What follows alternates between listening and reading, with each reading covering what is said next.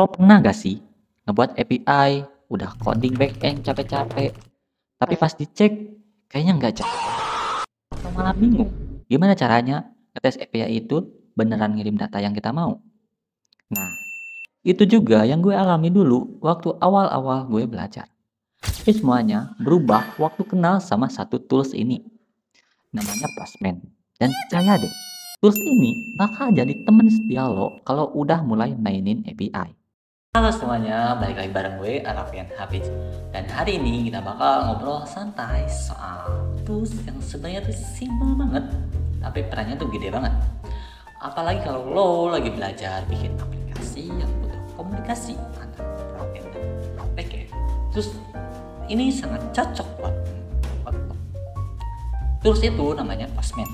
Kalau lo belum pernah pakai, nah video ini gue bikin buat lo yang masih pemula banget.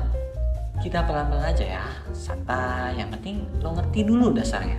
Di video ini kita akan bahas yang pertama itu kenalan dulu sama yang namanya API. Karena sebelum ngerti Postman, lo harus tahu API itu apa sih. Terus yang kedua kita bahas apa itu Postman. Yang ketiga, kenapa sih banyak banget orang yang pakai Postman. Yang keempat, lalu kita langsung coba bareng.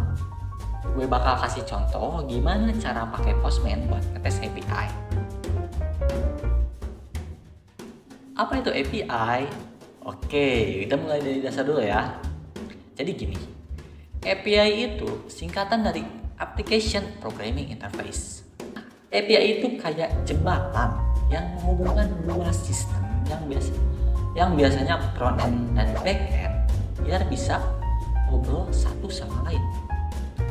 Misalnya aplikasi cuaca atau aplikasi ojek online, semua itu ambil data lewat API. Nah, sekarang masuk ke bagian penting, yaitu apa sih Postman itu? Postman ini adalah aplikasi gratis by the way yang dipakai buat ngetes API. Jadi daripada lo harus bikin front end dulu cuma buat panggil API, mending lo pakai Postman.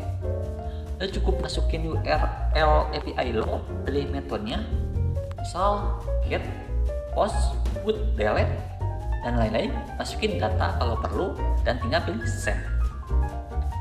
Nanti lo bisa langsung lihat responnya, apakah API-nya jalan, datanya benar atau ada error. Dan enaknya lagi, tampilannya itu enak dilihat. Cocok banget buat lo yang baru mulai dan gak mau ribet. Nah, kenapa gue saranin lo pakai Postman? Nih ya, ada beberapa alasan. Yang pertama itu gampang dipakai. Serius, UI itu friendly banget. Yang kedua, lengkap. Bisa simpan request, set environment kayak base URL, token, dan sebagainya. Bahkan bisa auto test API. Yang ketiga itu gratis. Versi free-nya udah lebih dari cukup buat belajar atau project kecil. Yang keempat, dipakai banyak. Jadi kalau lo bingung, cari solusi di Google gampang. Pokoknya kalau lo baru belajar backend atau mau jadi full stack, belajar Postman itu wajib banget. Kita masuk bagian demo ya, demo application Postman. Tapi sebelum masuk ke bagian demo, gue mau ngasih tahu lo, di video kali ini gue nggak bisa ngasih tahu lo cara install Postman itu sendiri ya. Nah, ada barangkali ada yang mau gitu, modul yang emang tentang API integration testing dengan Postman. Gue dan teman-teman gue udah bikin itu. Di sana itu ada penjelasan mengenai tipe testingnya, lalu pengujian, lalu ada penjelasan mengenai Postman itu sendiri, dan juga instalasi, cara install, lalu ada pengenalan tools, yang ada di Postman. Nah ini paling nanti kalian bisa download di deskripsi video ya, barangkali ada yang butuh gitu. Nah kita lanjut ke bagian demo ya. Di sini gue udah install dan juga udah login ya. Kita masuk ke bagian My Workspace. My Workspace ini kalian bisa otomatis ya, udah ada gitu dari Postman itu sendiri. Jadi kalau misal udah login itu pasti ada lah gitu. Kalau nggak ada mungkin nanti bisa kalian create workspace ini. Nah kita lanjut ke bagian ini. Di sini di collection gue udah save ya beberapa URL yang emang gue butuh gitu. Nah yang paling ngeselinnya tuh cuma yang ini aja sih, yang kayak ini script ini nih yang perlu gitu gue simpen, soalnya mas banget ngetik cowok beneran. Terus gue juga udah ada ya API buat tesnya. Yang pertama itu API buatan gue yang emang ya masih keamanannya tuh masih kurang, masih banyak bug.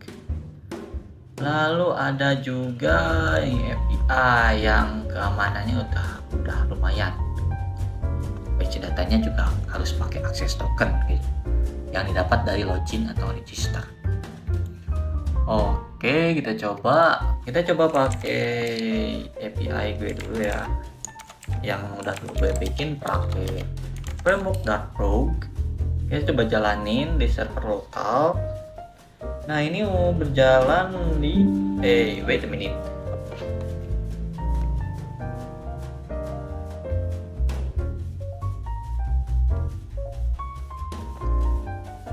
Nah ini udah berjalan ya di lokal aja 80. Copy aja.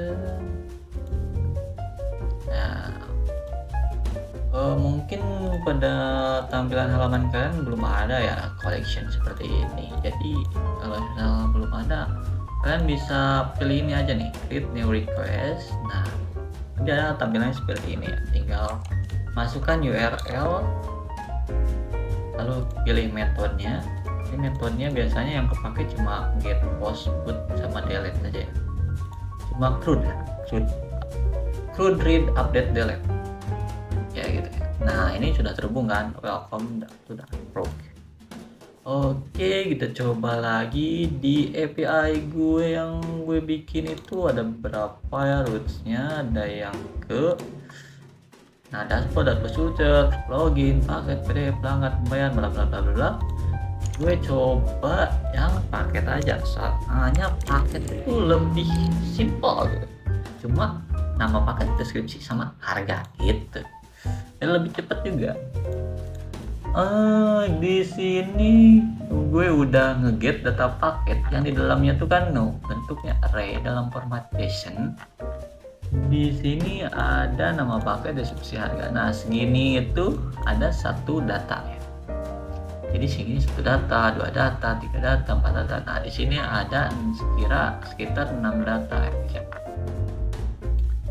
Nah terus gue mau coba post data paket. Nah post itu kan mengirimkan ya, mengirimkan data ke page paket itu, URL paket itu. Kalau semisal kita cuma klik post aja, otomatis itu kan error, karena ya data yang dimasukin nggak ada gitu, ngapain. Kita coba ya, tadi itu nama paket yang mau kita masukin itu nama paketnya apa ya, paket super cepat. Ini ya by the way, di perusahaan jasa wifi, jasa internet.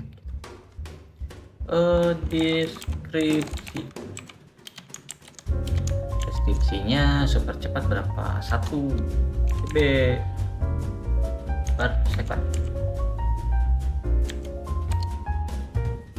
Terus harganya tipe integer ya, jadi nggak perlu pakai kutip.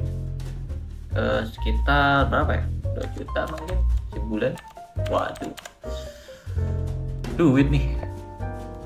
Nah terus di sini setelah kita post, nanti dari API-nya memberikan pesan, dan juga yang gue udah bikin API-nya ngasih juga datanya yang kita udah buat ya. Nah di sini ada pesan paket created atau berhasil dibuat, lalu data yang dibuatnya itu ditampilin. Nah kita bisa coba lihat di sini, coba lihat mana.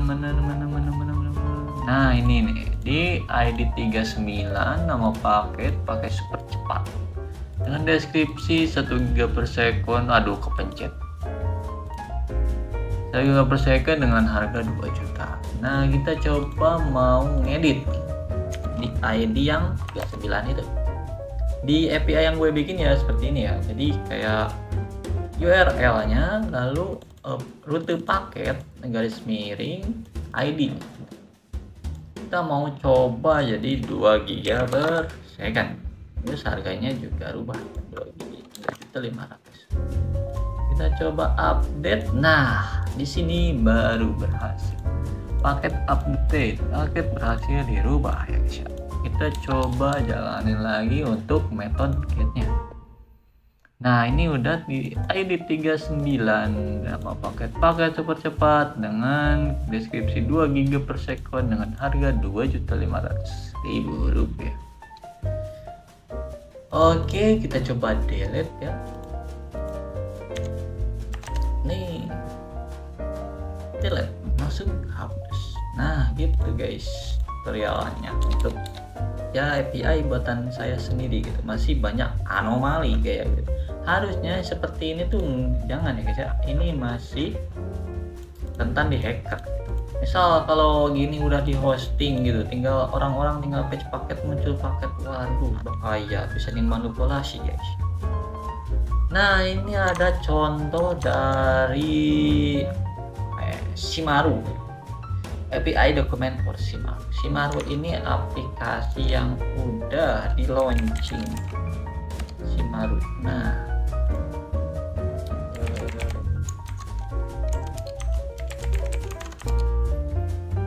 waduh lupa warna V2. Nah gue udah ya ada di sini. Buset banyak banget guys. Coba kita hapus dulu, menghapus diri sendiri itu bagus.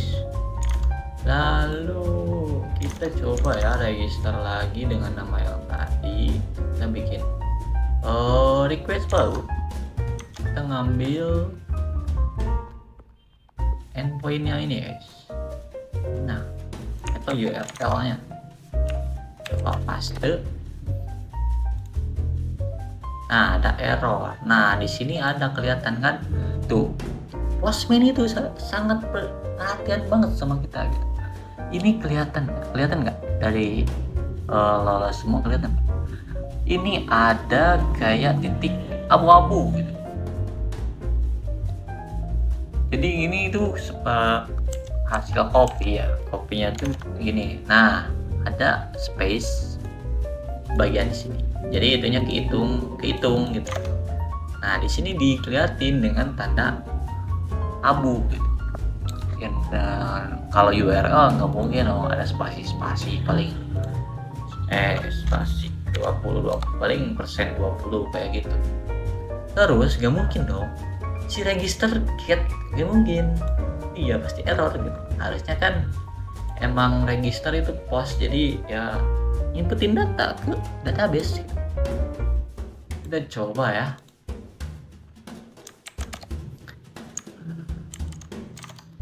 Oh nah ini kita copy aja lah.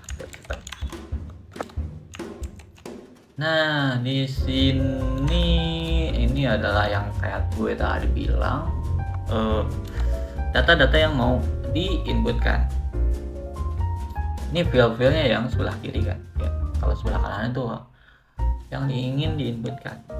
Misalnya gue mau apa ya, nama gue udah ada, Raffi aja yang tadi kehapus kan, Raffi 2.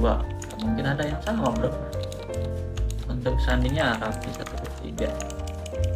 Nah di sini di API ini harus ngasuhin password confirmation. Nah di gue nggak ada cok, logikanya belum. Kita coba send ya guys ya. Nah di sini respon dari API itu menampilkan pesan bahwa berhasil membuat user lalu memberikan akses token. Nah kalau ada yang nanya akses token itu buat apa, nanti gue jelasin, sabar. Ya coba bikin lagi untuk yang login.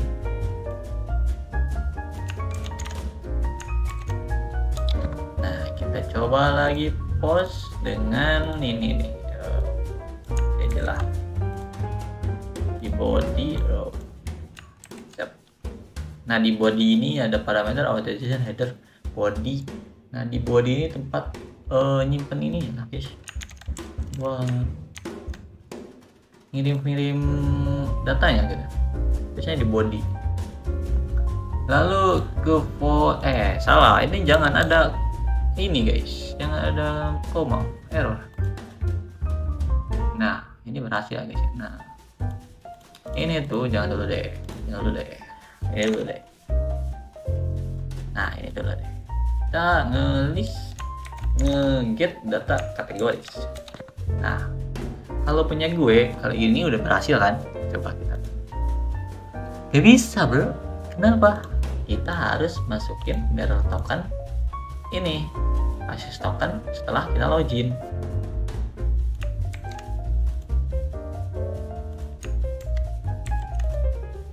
Kita coba set. Nah itu dia soal keamanan. Keamanan data ini perlu cok, seperlu itu gitu, buat aman dari para hacker atau orang-orang yang jahil. Ini kalau misalnya datanya emang rahasia perusahaan, waduh dipecat cok kalau enggak. Bener kan? Kita coba yang room. Nah ini untuk data rooms, bla bla bla bla bla. Ini ada 2 data ya, kita coba masukin datanya. Misal nih gue gak pakai authorization. Nah di deskripsi di dokumen API Proxima ini harus pakai yang namanya tuh content type, application barrier, access token, lalu cookie value. Nah kita coba ya, ini kita mau nyoba add data room. Oke, aduh harap. Nah kita coba di sini tuh ada tes lagi ya, water ID apa ya, name apa ya, name room misal ini untuk harganya ruangan belajar. Kita coba post. Nah dia gak mau cok, dia gak mau bro, harus pakai yang namanya akses token. Nah ini akses token, ini akses tokennya pasti berubah-ubah ya. Coba, nah data berhasil disimpan bro, lu nampilin datanya bro, keren, ID-nya juga tampilin. Nah kita coba get lagi. Nah ini, nah ruangan belajar room 202. Oke. Oh iya satu lagi, kalau lo mau nyimpan ini URL ini, kali lo bisa di sini di CTRL save, di CTRL S atau save as di bagian sini. Nanti bisa kalau nggak ada Neo Collection. Nah namanya bebas itu ini nggak create. Nah, tinggal masuk bebas terus save. Nah, ininya gitu. Nah, kalau mau ganti nama kayak tadi misal rooms, jadi nggak kepanjangan bro. Tuh bro, mantap bro, tuh kayak get paket, get notifikasi, tagihan, bla bla bla bla. Nah, yang rooms. Oke, mungkin segitu aja ya demo dari gue. Sedikit tips dari gue buat lo yang baru belajar. Yang pertama itu mulai dari API public dulu. Jangan langsung bikin API sendiri. Yang kedua itu biasakan lihat dan baca status kode di respon. Misal, responnya tuh kodenya 200. Itu artinya sukses. 404 artinya nggak ketemu. 500 artinya error di server. Yang ketiga itu simpan request penting lo di dalam collection di Postman biar nggak bolak-balik nulis. Terus yang terakhir, kalau lo udah makin jago, lo bisa pakai fitur environment buat ganti-ganti base URL, dan lain-lain. Oke teman-teman, itu pengenalan singkat tapi lumayan lengkap soal Postman. Intinya kalau lo udah mainan sama API, Postman itu kayak senjata utama. Lo bisa ngetes, debug, dan melatih logika lo soal gimana aplikasi saling berkomunikasi. Semoga video ini membantu banget buat lo yang baru mulai. Dan kalau lo ada pertanyaan, langsung aja tulis di komentar. Gue bakal usahain jawab semuanya.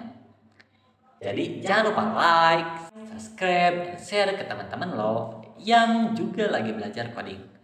Kita belajar bareng-bareng di sini. Sampai jumpa di video selanjutnya.